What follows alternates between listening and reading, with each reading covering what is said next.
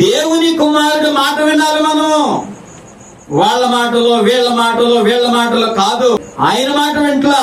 మోషే గారి మాటలు వింటున్నారు, ఏలియా గారి మాటలు వింటున్నారు, ధర్మశాస్త్రాన్ని ఆరాధన చేస్తా ఉన్నారు, ప్రవక్తలు చెప్పినట్లు అద్భుతాలు ఆశ్చర్యాలు కావాలని ఎదురు చూస్తా ఉన్నారు. ఇప్పుడు పాపం ఆచారం అయిపోయింది. ఏమైపోయింది? అందరూ వాడుకుంటున్నారు. పాపాన్ని వాడినోళ్ళు ఎవరు కూడా ఉన్నారా?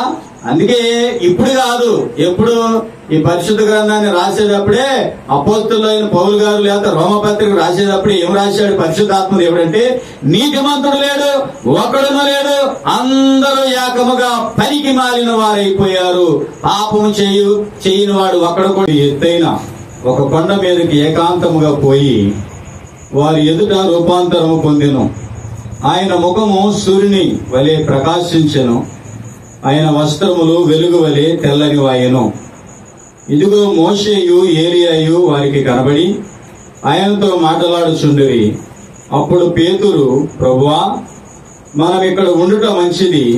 నీకిష్టమైతే ఇక్కడ నీకు ఒకటియు, మోషేకు ఒకటియు, ఏలియాకు ఒకటియు 3 పర్ణశాలలు కట్టుదనని యేసుతో చెప్పెను. అతడు ఇంకనూ మాట్లాడుచుండగా ఇదిగో ప్రకాశమానమైన ఒక మేఘము వారిని కమ్మెను.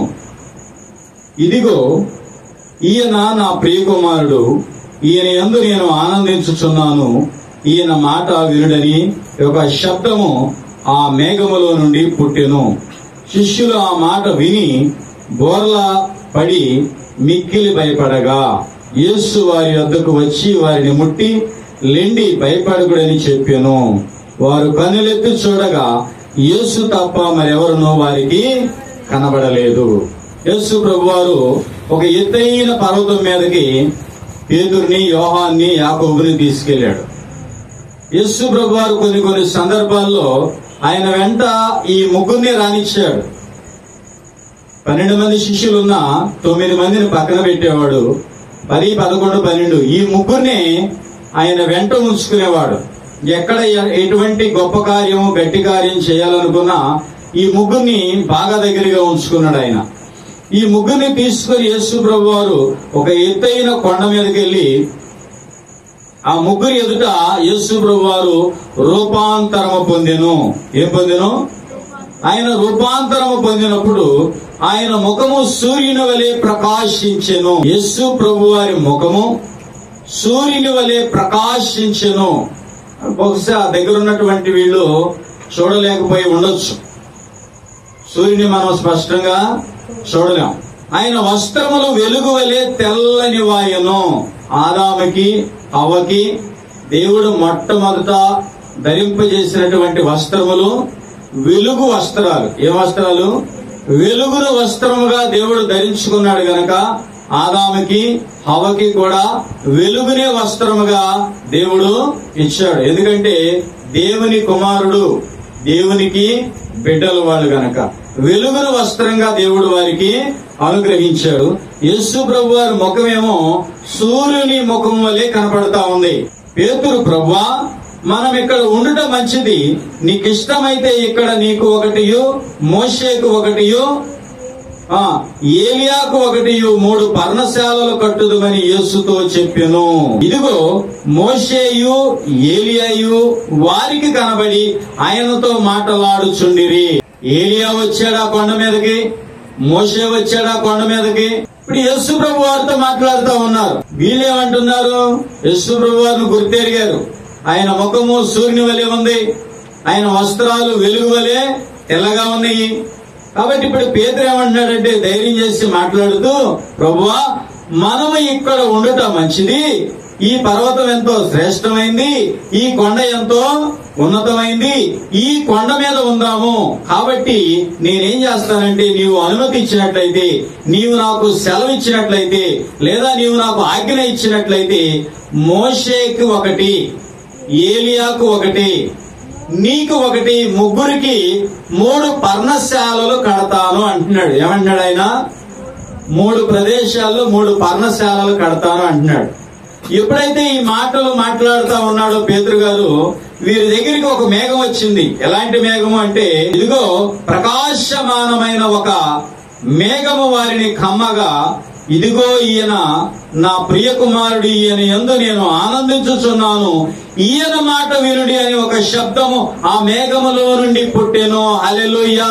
కాబట్టి ఈ పేతురు, యోహాను, యాకోబులు యేసు ప్రభు వారితో కొండ మీద ఉన్నప్పుడు ఇదిగో ఒక మేఘం వచ్చింది. ఎలాంటి మేఘము? ప్రకాశమానమైనటువంటి మేఘం. ఎలాంటిదంటే ఒక తెల్లని మహిమ మేఘం వచ్చిందంట. అక్కడ ఆ మహిమ మేఘములో నుంచి ఏమి వినపడుతుందంటే, ఇతడు నా ప్రియ కుమారుడు, ఇతని యందు నేను ఆనందించుచున్నాను, ఈయన మాట వినుడి. ఎవరి మాట వినాలి? యేసు ప్రభు వారి మాట మీరు వినండి అని ఆ తెల్లని ప్రకాశమానమైనటువంటి మేఘంలో నుంచి ఒక శబ్దం వారికి వినిపించింది.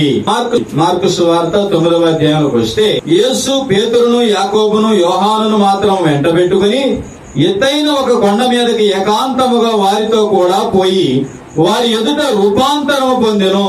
అంతలో ఆయన వస్త్రములు ప్రకాశమానమైనవియు మిగుల తెల్లనివియు ఆయను.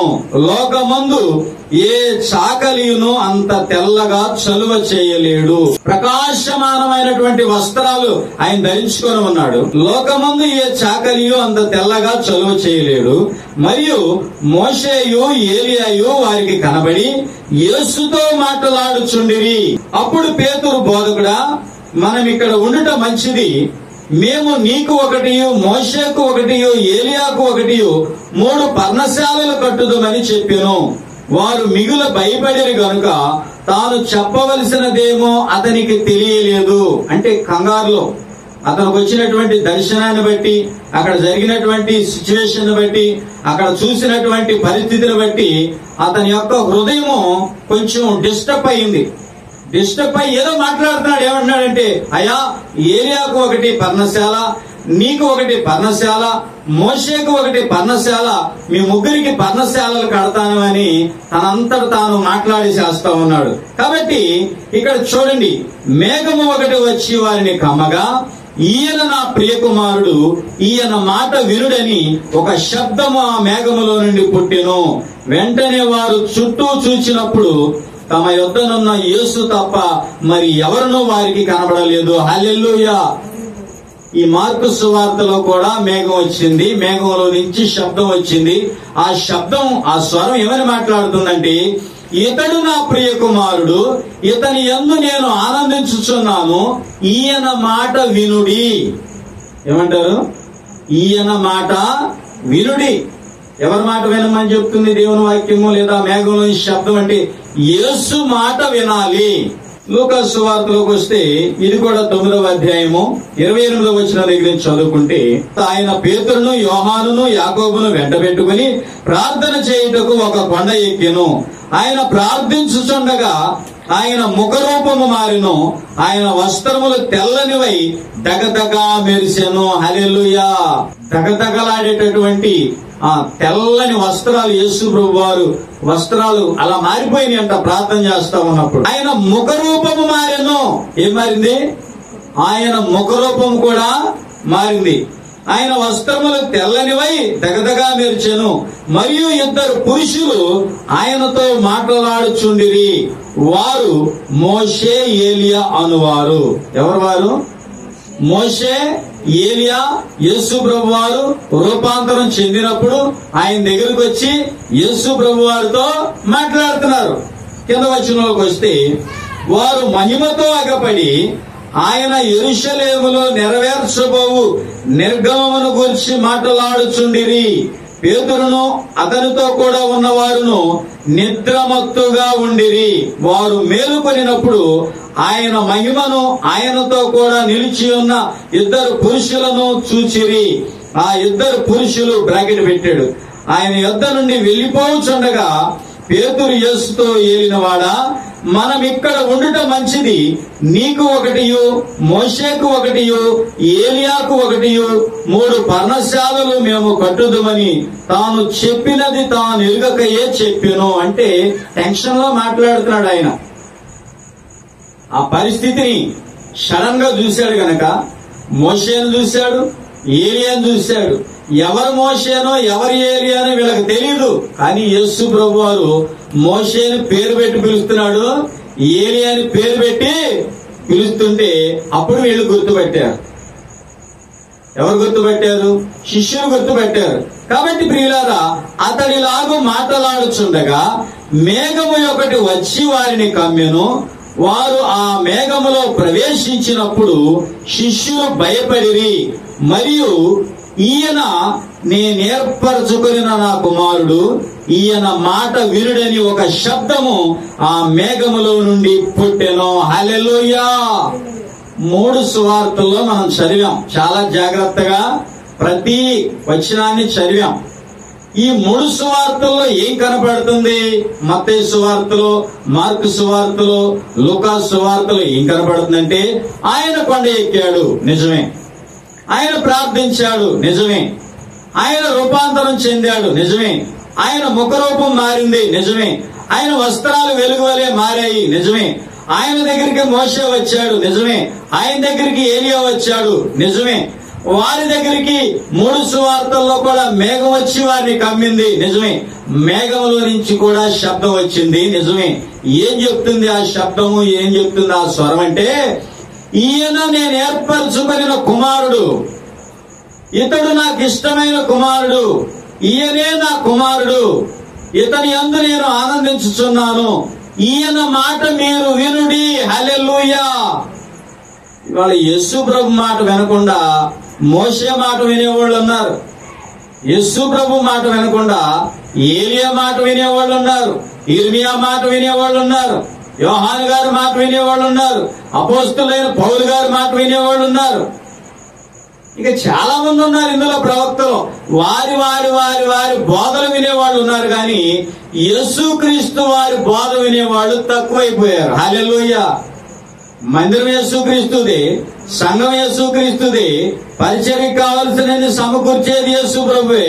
కానీ నాకు ఇర్మియా బోధ అంటే ఇష్టం, నాకు ఏలియా బోధ అంటే ఇష్టం, నాకు మోషే గారి బోధ అంటే ఇష్టం, నాకు యెహోషువ గారి బోధ అంటే ఇష్టము, నాకు సొలొమోను బోధ అంటే ఇష్టము, నాకు యొప్తా బోధ అంటే ఇష్టము, నాకు సంసోను బోధ అంటే ఇష్టము, నాకు పౌలు గారంటే ఇష్టము, నాకు పేతురు గారంటే ఇష్టము, నాకు బర్నబా బోధ ఇష్టము. ఇలా రకరకాలుగా మనుషులు విడిపోయి ఎవరి మాట వింటలేదంటే యేసు మాట వింటలా. అందరి మాట వింటామన్నారు, అందరినీ వెంబడిస్తానే ఉన్నారు. యేసు మాట వినట్లా. దేవుని చిత్తం ఏంటి? తండ్రి చిత్తం ఏంటి? ఇతడు నా ప్రియ కుమారుడు, ఇతని యందు నేను ఆనందించుచున్నాను, ఆయన మాట మీరు వినుడి. ఇది దేవుని చిత్తం. హెబ్రీ పత్రిక 1వ అధ్యాయము 5వ వచనంలో ఏం రాయబడి ఉందో చూడండి ఒకసారి. ఏలయనగా నీవు నా కుమారుడవు, నేను నేడు నిన్ను కనియున్నాను అనియు, ఇదియుగాక నేను ఆయనకు తండ్రినయ్యుండును, ఆయన నాకు కుమారుడయ్యుండును అనియు ఆ దూతలలో ఎవరితో నాయన ఎప్పుడైనను చెప్పిన. హల్లెలూయా. గబ్రియేలు అనబడినటువంటి దూత వచ్చి మరియతో మాట్లాడి, పుట్టబోవు కుమారుడు పరిశుద్ధుడై దేవుని కుమారుడు అనబడును. హల్లెలూయా. దేవుని కుమారుడు మాట వినాలి మనం. వాళ్ళ మాటలో వీళ్ళ మాటలో వీళ్ళ మాటలో కాదు. వాళ్ళందరూ దేవుని పనిచేశారు, వాళ్ళందరూ దేవుని మాట విన్నారు, వాళ్ళందరూ దేవునికి సేవ చేశారు, వారందరూ దేవుని కోసం ప్రయాసపడ్డారు, వారందరూ దేవుని కోసం ప్రాణాలు పెట్టారు, వారందరూ దేవుని కోసం వ్యయమైపోయారు, ఖర్చు అయిపోయారు, దేవుని కోసం సమస్తాన్ని నష్టంగా ఎంచుకున్నారు. మంచిదే. మనం ఇప్పుడు ఎవరి మాట వినాలి? వాళ్ళందరూ యేసు మాట విన్నారు. మనం వాళ్ళ మాట కాదు వినాల్సింది, మనము కూడా యేసు మాటే వినాలి. హల్లెలూయా. పేతురు గారు ఏమంటున్నాడంటే, ఒక పర్ణశాల మోషేకి కడతాను, ఒక పర్ణశాల నీకు కడతాను, ఒక పర్ణశాల ఏలియాకు కడతానంటున్నాడు. ఏమంటున్నాడు? ముగ్గురికి 3 పర్ణశాలలు కడతాను. పర్ణశాలలు కడితే ముగ్గురిని 3 పర్ణశాలల్లో కూర్చోబెట్టి మేమేం చేస్తాం? ఈ ఎత్తైన పర్వతం మీద, ఈ ఎత్తైన కొండ మీద మిమ్మలను ఆరాధించే విధంగా ప్రజలను తీసుకొస్తాం. ఏమంటున్నాడు? మిమ్మలను ఆరాధించే విధంగా మేము ప్రజలను తీసుకొస్తాం పైకి. కానీ దేవుని చిత్తం ఏంటి? ఇక్కడ పర్ణశాలలు కడతాం, మందిరాలు కడతాం, ఏయో కట్టడాలు కడతాం కాదు. దేవుని చిత్తం ఏంటంటే ఆయన కుమారుడైన యేసుక్రీస్తు వారి నోట నుండి తండ్రి ఏ మాటను ఈ లోకానికి విడుదల చేశాడో ఆ మాటను వినటమే దేవుని చిత్తము. దేవుని మాట వినటము, దేవుని మాటను మనము వినటము. కాబట్టి ప్రియులారా, దేవుడు ఏం కోరుకుంటున్నాడంటే ఆయన మాట వినేవాళ్ళు ఆయనకు కావాలంట. ఎవరు కావాలి? ఒక ధనవంతుడు చనిపోయి నరకానికి వెళ్ళాడు. నరకానికి వెళ్ళిన తర్వాత వాడు చాలా యాతన పడుతున్నాడు, బహు వేదన చెందుతా ఉన్నాడు. నరకంలో వాడికి మారు మనసు వచ్చింది, నరకంలో వాడికి పశ్చాత్తాపం వచ్చింది. తండ్రివైన అబ్రహామా, నాకు ఇంకా 5 సహోదరులు ఉన్నారు, ఇదిగో ఈ చనిపోయినటువంటి లాజరును కాస్త నీవు పంపించినట్లయితే వాడి మాటలు విని నా సహోదరులు కూడా మారు మనసు పొందుతారు, దేవుని వైపు తిరుగుతారు. నేను వచ్చినట్లు ఈ వేదనకరమైనటువంటి ప్రదేశంలోనికి వారు రాకుండా వారు తప్పించబడతారని వేడుకుంటా ఉంటే అక్కడ తండ్రి అయినటువంటి అబ్రహాం ఏం చెప్తున్నాడంటే, మోషే ఉన్నాడు, ప్రవక్తలు ఉన్నారు, వారి మాటలు వింటే చాలు, మృతులలో నుండి ఎవడైనా వెళ్ళినా సరే వారు నమ్మరు. మోషే ఏం రాశాడు? మోషే ఏం చెప్పాడు? నా వంటి ఒక ప్రవక్తను మీలో నుంచి దేవుని కుమారుడిగా దేవుడే పుట్టించును, ఖచ్చితంగా మీరు అప్పుడు ఆయన మాట వినాలి. ఎవరి మాట వినాలి? అందుకని తండ్రి ఏం చెప్తున్నాడంటే, మీరు మోషే మాట వినొద్దు, మీరు ఏలియా మాట వినొద్దు. ఎవరి మాట వినొద్దు? 3 కనపడుతున్నారు. ఈ 3లో ఎవరి మాట వినాలి? మోషే మాట వినొద్దు, నిత్య జీవం దొరకదు మీకు. ఏలియా మాట వినొద్దు, మీరు నిత్య జీవం మీకు దొరకదు. ఎవరి మాట వింటే మీకు నిత్య జీవం దొరుకుద్ది? తండ్రి యొద్ద నుంచి వచ్చినటువంటి యేసుక్రీస్తు వారి మాట వింటేనే మీకు నిత్య జీవం దొరుకుద్ది. ఎందుకంటే ఆయనే నిత్య జీవం కలిగిన వాడు. హల్లెలూయా. కాబట్టి ప్రియులారా, ఇప్పుడు మోషేని మనం చూసామనుకోండి, ధర్మశాస్త్రం ఉంది, 10 ఆజ్ఞలు ఉంది. ఆ ఆజ్ఞల్ని దాదాపు 600 పైన ఆజ్ఞలుగా తయారు చేశారు.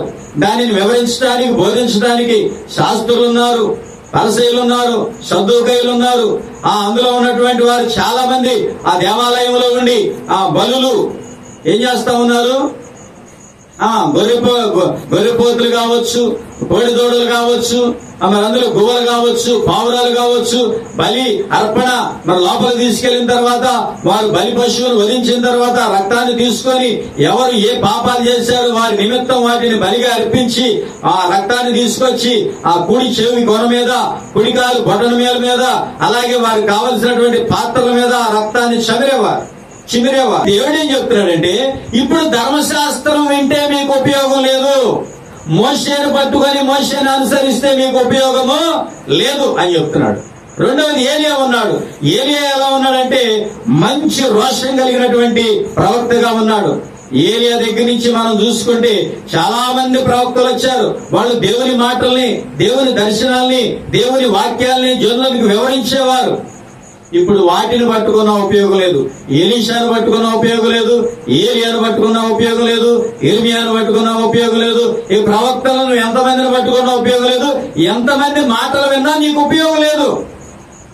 పరలోకపు తండ్రి అక్కడికి వచ్చి ఏం చెప్తున్నాడంటే, ఇతడు నా ప్రియ కుమారుడు, ఇతని మాట, ఈయన మాట మీరు వినాలి. ఈ మోషేతో మీకు పని లేదు, ప్రవక్తలతో మీకు పని లేదు. ఎందుకంటే దేవాది దేవుని కుమారుడే ఈ లోకానికి ప్రాణం పెట్టడానికి వచ్చాడు గనక, ఆయనే నిత్య జీవం గనక, ఎల్లప్పుడూ ఆయన జీవించి ఉంటాడు గనక ఆయన మాటలే మీరు వినండి అని చెప్పాడు. హల్లెలూయా. చాలా మంది సువార్తలు, వాక్యాలు నాకు వాళ్ళ ఇష్టం వీళ్ళు ఇష్టం అంటున్నారు, కానీ యేసయ్య ఇష్టం అంటలా. యేసయ్య మాట వినేవాళ్ళు వింటున్నారు చాలా మంది, ఆయన మాట వింటలా. మోషే గారి మాటలు వింటున్నారు, ఏలియా గారి మాటలు వింటున్నారు, ధర్మశాస్త్రాన్ని ఆరాధన చేస్తా ఉన్నారు, ప్రవక్తలు చెప్పినట్లు అద్భుతాలు ఆశ్చర్యాలు కావాలని ఎదురు చూస్తా ఉన్నారు. కాబట్టి ప్రియులారా, దేవుని చిత్తం ఏంటంటే యేసు ప్రభు వారి మాట మనము వినాలి. యోహాను సువార్త 8వ అధ్యాయంలోకి వస్తే మొదటి నుంచి కొన్ని మాటలు చదువుకుందాం. యేసు ఒలీవ కొండకు వెళ్లి తెల్లవారగానే యేసు తిరిగి దేవాలయంలోనికి రాగా ప్రజలందరూ ఆయన వద్దకు వచ్చిరి. గనుక ఆయన కూర్చుండి వారికి బోధించుచుండెను. శాస్త్రులను పరిసయ్యులను వ్యభిచారమందు పట్టబడిన ఒక స్త్రీని తోడుకొని వచ్చి ఆమెను మధ్య నిలవబెట్టి, బోధకుడా, ఈ స్త్రీ వ్యభిచారం చేయుచుండగా పట్టబడిను. ఏం చెప్తున్నారు శాస్త్రులు పరిసయ్యులు? వ్యభిచారం చేసేటటువంటి స్త్రీని ఒక ఆవిడని పట్టుకొచ్చారు. మరి ఆయన ఎవరో? మరి చేసేటటువంటి అతనేడి? వాడిని వదిలేశారు. వాడిని ఏం చేశారు? వాడు ఏదో డబ్బులు ఇచ్చి ఉంటాడు వీళ్ళకి. వీళ్ళు డబ్బు కోసమేగా ధనాపేక్ష కలిగిన పరిసయ్యులు. డబ్బు ఇచ్చి అంటాడు, వదిలేశారు. ఏమైనా పట్టుకున్నారు. ఏమైనా పట్టుకొని ఎక్కడికి తీసుకొచ్చారు? యేసు ప్రభు వారు దేవాలయంలోకి వచ్చి దేవాలయంలో ఒక ప్రదేశంలో కూర్చొని బోధిస్తా ఉంటే, ఇప్పుడు యేసు ప్రభు వారు ఇక్కడ ఉన్నాడు. యేసు ప్రభు వారు ఎదురుగా కూర్చొని అనేక మంది యేసు ప్రభు వారి మాటలు వింటా ఉంటే, ఇప్పుడు ఆ స్త్రీని తీసుకొని మధ్యలోకి వచ్చారు. మధ్యలోకి వచ్చి అడుగుతున్నారు, ఏమని? బోధకుడా, మన మోషే ధర్మశాస్త్రం ప్రకారము మరి వ్యభిచారం చేసినటువంటి స్త్రీని రాళ్లతో కొట్టి చంపవల్లని ధర్మశాస్త్రం మనకు బోధించుతూ ఉన్నది కదా, ధర్మశాస్త్రము ఘోషిస్తా ఉన్నది కదా, నువ్వు ఏం చెప్తావో నీ మాట కూడా విందామని మేము నీ దగ్గరకు వచ్చామండి. ఆయన మీద నేరము మోపవలనని ఆయనను శోధించుచు ఇలాగూ అడిగిరి. ఏమైనా తప్పు చెప్తే యేసు ప్రభు వారి మీద నేరాన్ని మోపి, ఎందుకు ఈ వ్యభిచారమందు పట్టబడిన స్త్రీని ఒక ఆవిడనే తీసుకొచ్చారంటే, యేసు ప్రభువుని ఏ విధంగా అయినా సరే పట్టుకుందాం, యేసు ప్రభు మీద నేరాన్ని మోపుదాం అని ఆవిడని తీసుకొచ్చారు. సరే, ఆయన ఏమన్నాడు? అయితే యేసు వంగి నేల మీద వేలితో ఏమో వ్రాయిచుండెను. వారు ఆయనను పట్టు వదలక అడుగుచుండగా ఆయన తల ఎత్తు చూచి ఏమన్నాడు? మీలో పాపము లేనివాడు మొట్టమొదట రాయి ఆవిడ మీద వెయ్యండి అన్నాడు. ఏమన్నాడు ఆయన? మీలో పాపము లేనివారు మొట్టమొదట రాయి ఆవిడ మీద వేయండి అని ఆయన మరలా కిందకి వంగి తల వంచి నేల మీద ఏమో రాసుకుంటా ఉన్నాడు. ఏం రాసుకుంటున్నాడు? ఆయన చేతితో ధర్మశాస్త్రాన్ని రాసిందే ఆయన చేతితో, ఆయన వేలితో.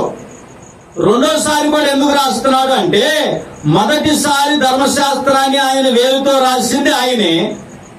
మోషే పలకలు పగలగొట్టిన తర్వాత మరలా పలకలు తెచ్చుకో, మరలా నేను రాస్తానని రెండవసారి రాసింది కూడా ఆయనే.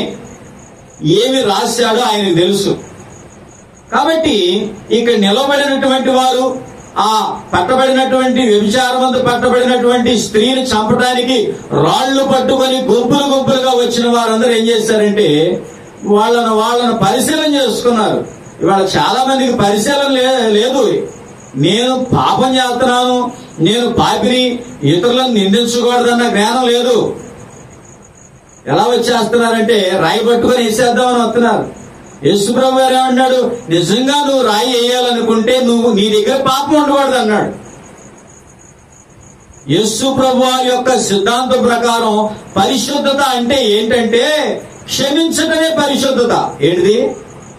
ఆయన యొక్క దయనీయ స్థితిలో ఆయన నియమించుకున్నటువంటి నియమంలో క్షమించటమే పరిశుద్ధత. మరి మానవులుగా మన యొక్క సిద్ధాంతం ఏంటంటే కనికరపడటమే మన యొక్క నీతి. అని ఆయన క్షమించేవాడుగా ఉన్నాడు. క్షమించటమే పరిశుద్ధత. మనం ఎవరైతే క్షమించలేకపోతున్నామో మన మీద ఏముందంటే ధర్మశాస్త్రం ఉంది. ధర్మశాస్త్రం యొక్క ముఖ్య ఉద్దేశం ఏంటంటే, కన్ను తీసినోడు కన్ను తీయాలి, కాలు తీసినోడు కాలు తీయాలి, చెయ్యి తీసినోడు చెయ్యి తీయాలి, పాటమని కొడితే 3 పళ్ళు రాలిని 6 పళ్ళు రాలిందా కొట్టాలి. ఇది ధర్మశాస్త్రం బోధించేది. మరి నువ్వు క్షమించలేకపోతున్నావంటే నీ దగ్గర ధర్మశాస్త్రం ఉంది. మరి పరలోకపు తండ్రి ఏం చెప్తున్నాడు? కొండ మీద వాళ్ళకి కనపడి పేతురుతో ఏం చెప్పాడంటే, మీరు ధర్మశాస్త్రం మాట వినటానికి వీల్లేదు. రెండవది, మీరు ఏలియా మాట వినటానికి కూడా వీల్లేదు. ఏలియా మామూలుడా? ఆగో ఆకాశమా వర్షం కురవకుండా అంటే ఆగిపోయింది 3.5 సంవత్సరాలు. ఏలియాను పట్టుకోవటానికి రాజు దగ్గర నుంచి కొంతమంది సైనికులు వస్తే ఆకాశం నుండి అగ్ని దిగి వీరిని దహించిన కాకంటే 3 స్టెప్పులుగా ఉన్న 3 గుంపులు కాలిపోయారు, బూడిదైపోయారు. ఏలియా అద్భుతాలు చేశాడు, ఎలీషా అద్భుతాలు చేశాడు. ఏ విధంగా మనం చూసుకుంటే చాలా మంది ప్రవక్తలు అద్భుతాలు చేశారు. అద్భుతాలతో మీకు ఉపయోగం లేదు. ధర్మశాస్త్రము ఆ యొక్క దేవాలయంలో బలులు అర్పణలతో మీకు ఉపయోగం లేదు. ఎవరితో మీకు ఉపయోగం ఉందంటే రక్షకుడైన యేసుక్రీస్తు మాటలు వింటేనే మీకు ఉపయోగం. కాబట్టి వీళ్ళు దేవాలయంలోకి వచ్చేశారు, ఆయన్ని శోధిస్తా ఉన్నారు. ఆయన ఏమన్నారంటే, మీలో పాపం లేని వాడు మొదటి రాయి వేయండి అని చెప్పి మరలా రాస్తున్నాడు. ఏంటి, 2 సార్లు రాసింది ఆయనే. కాబట్టి వారిలో పెద్దవారి మొదలుకొని చిన్నవారి వరకు రాళ్లు అక్కడ పడేసి అందరూ వెళ్ళిపోయారంట. ఏం చేశారు వాళ్ళు? పాపాన్ని నీ దగ్గర పెట్టుకొని ఇతరుల మీద రాళ్ళు వేయటానికి ఎందుకు వెళ్తున్నావు నువ్వు? నిన్ను చూస్తున్నాడు యేసయ్య. పాపం నీ దగ్గర పెట్టుకొని నువ్వు పాపివై ఉండి ఇతరుల మీద రాళ్లు వేయడానికి వెళితే అవతలోళ్ళు కూడా పాపులే. ఎవరో అవతలోళ్ళు కూడా పాపులే. అయినా సరే నువ్వు పాపం చేసే వ్యక్తి కనుక నువ్వు పాపి మీద రాళ్ళు వేయకూడదు కదా. ఒప్పుకోడు, దేవుడు ఒప్పుకోడు, దేవుని వాక్యం ఒప్పుకోదు. ఖచ్చితంగా ఇది తీర్పులోకి తీసుకుంటాడు ఆయన. కాబట్టి ఈ విధంగా అయిన తర్వాత వారు ఆ మాట విని పెద్దవారు మొదలుకొని చిన్నవారి వరకు, అంటే పిల్లలు కాదు, బాగా ధనవంతులైన వాడు, అలాగే బీదవాడు కూడా వచ్చాడంట రాయి పట్టుకొని కొడతానికి.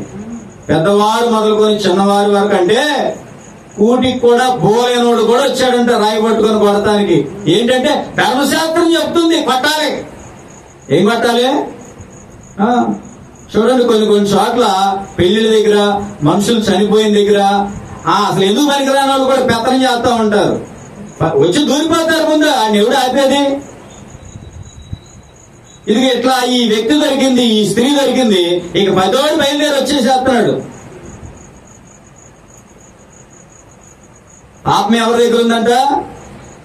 ధనవంతుడి దగ్గర నుంచి దరిద్రుడి వరకు కూడా పాపం ఉంది. హల్లెలూయా.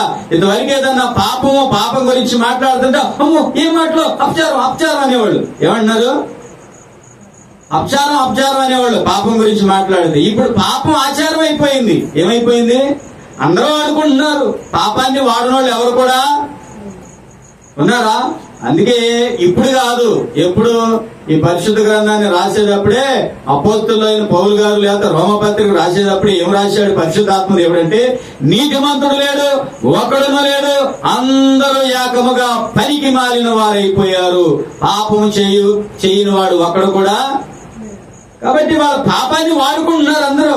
పాపం వల్ల లాభం ఉంది, పాపం వల్ల సంపాదన ఉంది, పాపం వల్ల ఏదో ఒకటి దొరుకుతుంది.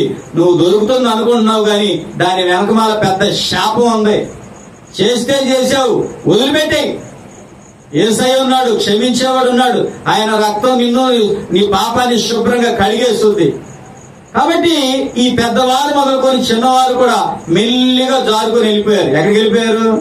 దేవాలయం వదిలిపెట్టి వెళ్ళిపోయారు. యేసు ఒక్కడే మిగిలిను, ఆ స్త్రీ మధ్యలో నిలవబడి ఉండేను. మధ్యనంటే ఇంతకు ముందు సిచ్యువేషన్ ఏంటి అంటే, యేసు ప్రభు వారు దేవాలయంలో బోధిస్తా ఉన్నారు.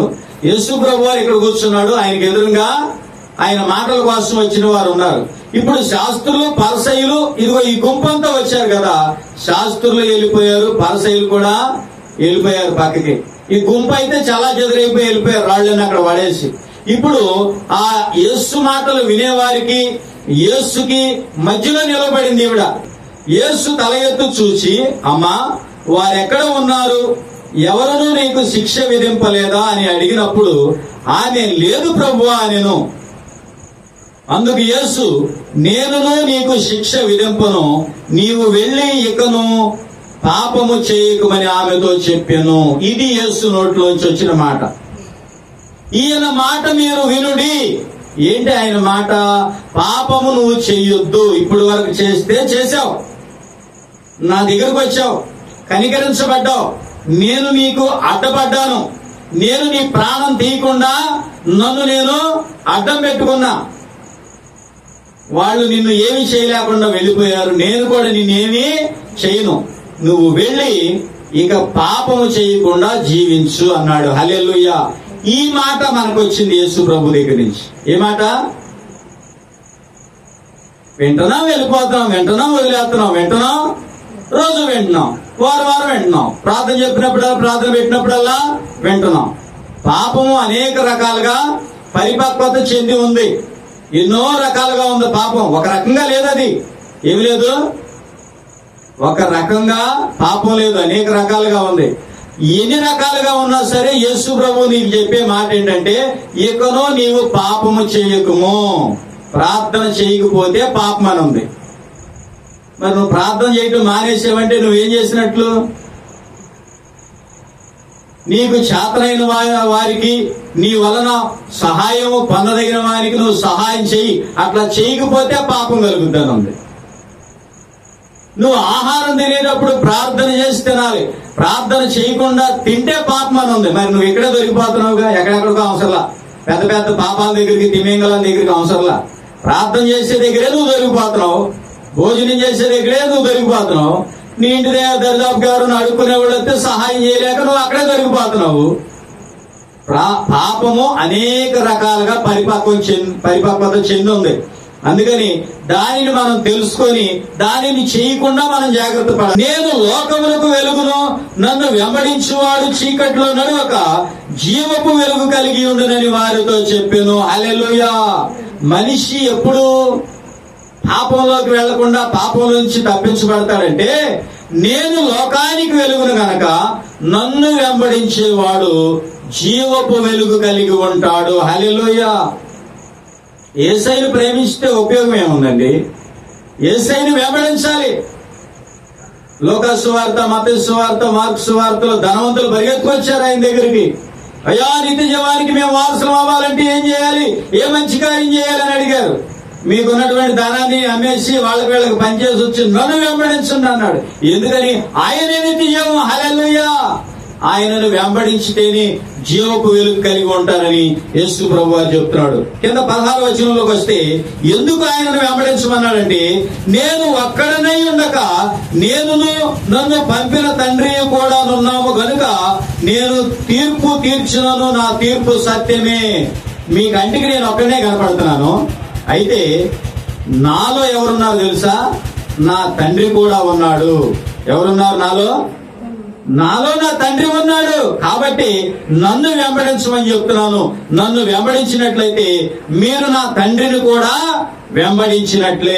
వారు నీ తండ్రి ఎక్కడ ఉన్నాడని ఆయనను అడుగగా యేసు, మీరు నన్నైనను నా తండ్రినైనను ఎరుగరు, నన్ను ఎరిగి ఉంటిరా, నా తండ్రిని కూడా ఎరిగి ఉందని వారితో చెప్పాను.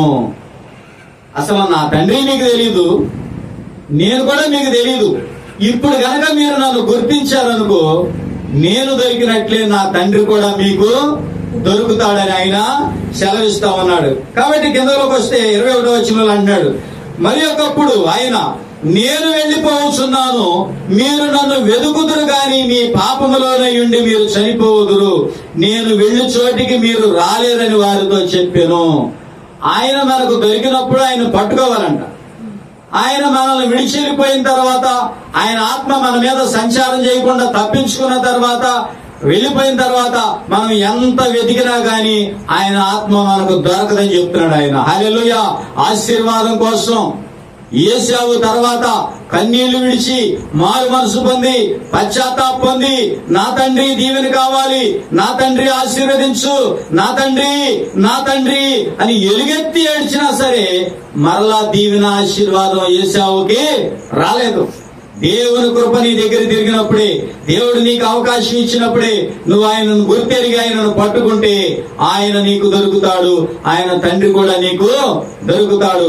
కాబట్టి కిందకు వచ్చిన తర్వాత చెప్తున్నాడు, మీరు నన్ను వదిలేసినట్లయితే, మీరు నన్ను గుర్తించకపోయినట్లయితే మీ పాపములో ఉండి మీరు చనిపోతారు, మీరు నా దగ్గరికి రాలేరు. ఏం చెప్తున్నాడు ఆయన? మీరు మీ పాపములోనే ఉండి, అంటే యేసును గుర్తి ఎరగకపోవటమే, యేసును అంగీకరించకపోవటమే, యేసును ధరించుకోకపోవటమే, ఆయనే దేవుడని గుర్తించకపోవటమే మనిషికి చివరికి ఏం జరుగుతుందంట? పాపంగా మారిపోతుందంట. కింద వచనంలోకి వస్తే ఆ 23, 24 వచనం చదువుకుంటే, అప్పుడు ఆయన, మీరు క్రింది వారు, నేను పైనుండి వాడను, మీరు ఈ లోక సంబంధులు, నేను ఈ లోక సంబంధుడను కాను. హల్లెలూయా. యేసు ప్రభు వారు ఎక్కడి నుంచి వచ్చారు? పరలోకము నుంచి వచ్చాడు ఈ లోకానికి. హల్లెలూయా. మీరు ఈ లోక సంబంధులు, నేను ఈ లోక సంబంధిని కాదు. మీరు క్రింద ఉన్నవారు, భూమి మీద ఉన్నవారు మీరు, నేను పరలోకములో ఉండువాడును. ఇంకా కాగా మీ పాపములలోనే ఉండి మీరు చనిపోవుదరని మీతో చెప్పి తిని, నేను ఆయననని మీరు విశ్వసించిన యెడల మీరు మీ పాపములోనే ఉండి చనిపోవుదరని వారితో చెప్పాను. నేను ఆయననని మీరు విశ్వసించని యెడల నేనే దేవుణ్ణని, నేనే దేవుని కుమారుడిగా వచ్చానని, నేనే నిత్య జీవాన్ని మీరు నన్ను గ్రహించకపోతే, మీరు నన్ను విశ్వసించకపోతే, మీరు నన్ను పట్టుకోకపోతే, 2వ కీర్తనలో ఉంటుంది ఏమని, కుమారుని ముద్దు పెట్టుకొనుడి. ముద్దు పెట్టుకోవడం అంటే ఇష్టమైన వాళ్ళనే ముద్దు పెట్టుకుంటారు. ఎవరిని పడితే వాళ్ళని ముద్దు పెట్టుకుంటారా? ఇష్టము ఉన్న వాళ్ళనే ముద్దు పెట్టుకుంటారు. కుమారుని నువ్వు ఇష్టపడాలి, కుమారుని నువ్వు ప్రేమించాలి. ఆ యేసు ప్రభువు నువ్వు ఇష్టపడి ఆయనను విశ్వసించినట్లయితే నువ్వు ఆయనతో పాటు పైవాడుగా ఉంటావు. నువ్వు విశ్వసించలేదనుకో, నువ్వు ఆయన గుర్తెరగలేదనుకో, నువ్వు ఆయన అంగీకరించలేదనుకో, ఆయన నీకు వద్దు అనుకున్నావు అనుకో, నీ పాపములోనే ఉండి నువ్వు చనిపోతావు. నిన్ను విడిపించడానికి శక్తి కలిగిన వాడు ఆయన. ఎలాంటి పాపం నుంచి అయినా నిన్ను రక్షించడానికి లోకానికి రక్షకుడిగా వచ్చినటువంటి లోక రక్షకుడు ఆయన. హల్లెలూయా.